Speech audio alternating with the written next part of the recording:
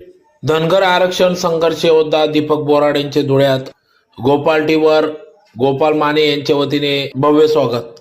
धनगर समाजाचा अनुसूचित जमातीत समावेश व्हावा यासाठी शासन दरबारी लढा देणारे, समाजाच्या न्याय हक्कासाठी उपोषण करणारे धनगर आरक्षण संघर्ष योद्धा दीपक बोराडे हे आज धुळ्यात आले असताना त्यांचं स्वागत धुळे शहरातील गोपाल टी हाऊस या ठिकाणी गोपाल टी संचालक गोपाल माने यांच्यासह धनगर समाज बांधवांच्या वतीने भव्य असे स्वागत करण्यात आले। यावेळी मोठ्या संख्येने सकल धनगर समाज बांधव मोठ्या संख्येने या ठिकाणी उपस्थित होते। तर दीपक बोराडे हे धनगर समाजाचे सक्रिय नेता म्हणून ओळखले जातात। त्यांचं आज धुळ्यात भव्य असे स्वागत करण्यात आले।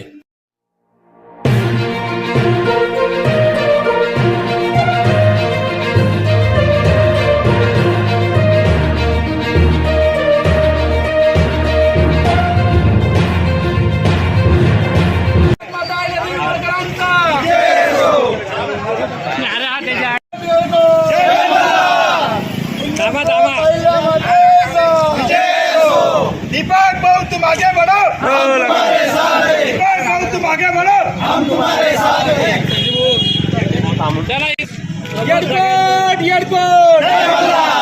मी आपल्याला पहिल्यांदा या ठिकाणी विनंती करतो की धनगर जमातीचा समाविष्ट एसटी मध्ये करावा ही आमची मागणी नाही। ज्या संविधानावर हा देश चालतो त्या संविधानामध्ये विश्वरत्न डॉक्टर बाबासाहेब आंबेडकरांनी जी शेड्यूल ट्राईबची यादी केलेली 47 जमातींची, त्यामध्ये 36 नंबरला आम्ही आहोत।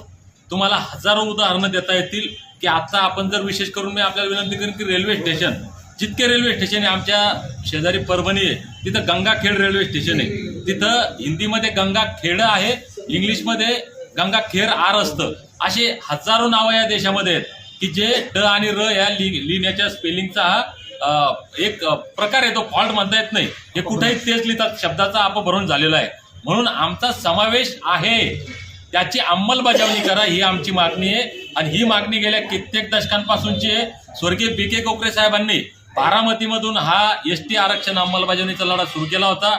आम्ही जालन्याच्या भूमीतून या आंदोलनाचा शेवट करणार आहे अशी शपथ घेऊन या धनगर जमातीच्या आरक्षण लढ्याच्या इतिहासातील शेवटचा लढा असेल हा निर्धार करून आम्ही हा लढा सुरू केलेला आहे। हा लढा राज्याच्या प्रत्येक जिल्ह्यात, प्रत्येक तालुक्यात, प्रत्येक गावात, प्रत्येक धनगर समाज बांधवापर्यंत पोहोचलेला आहे।